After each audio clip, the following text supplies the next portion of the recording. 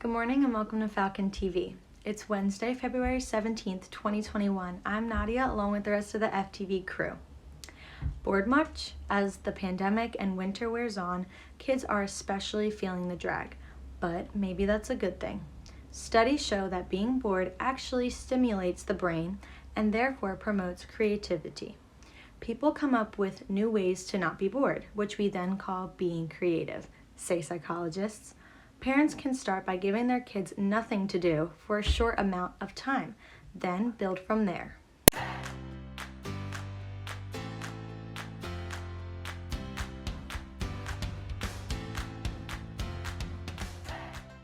Today for Black History Month, we'll be talking about Alice Coachman. She competed in the Immature Athletic Union's Women's National Championship, breaking the college and national high jump records while competing barefoot. Her unusual jumping style was a combination of straight jumping and Western roll techniques.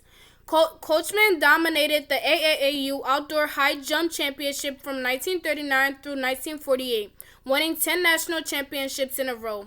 She went on to compete in the Olympics and was the only American woman and first Black woman to win an Olympic gold medal in athletics in 1948.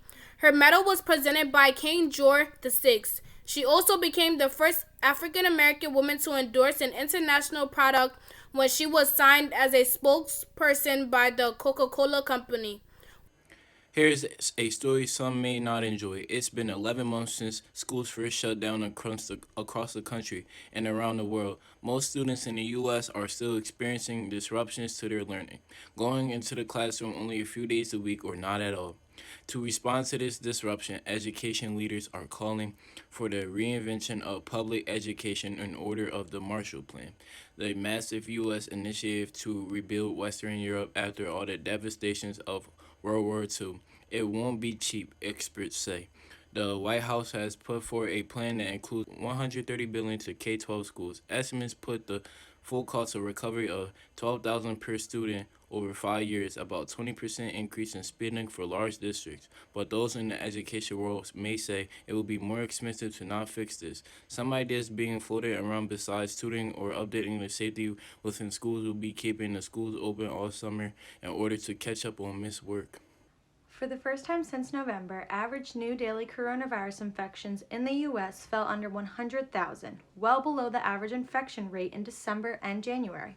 The number was under 84,000 new infections and around 3,400 new deaths. Nevertheless, health experts warn the country has a long way to go before celebrating a turning point in the pandemic. Deaths per day are still around 15 to 3,500 per day. And now the highly infectious coronavirus variants from the UK and South Africa, which have been reported in the States, pose a serious risk to any progress in the U.S. Scientists, doctors, and experts are worried that the U.S. communities will use the falling COVID-19 cases to justify the reopening of businesses and easing of restrictions, which would not be a good idea now with the potential spread of the variants. The Math Club will be meeting virtually on the 17th at 3:30. They will be discussing and planning Pi Day. Please use the Meet link on a Google Classroom. Well, that's all for today. So from me and everyone here at Falcon TV, have a great day.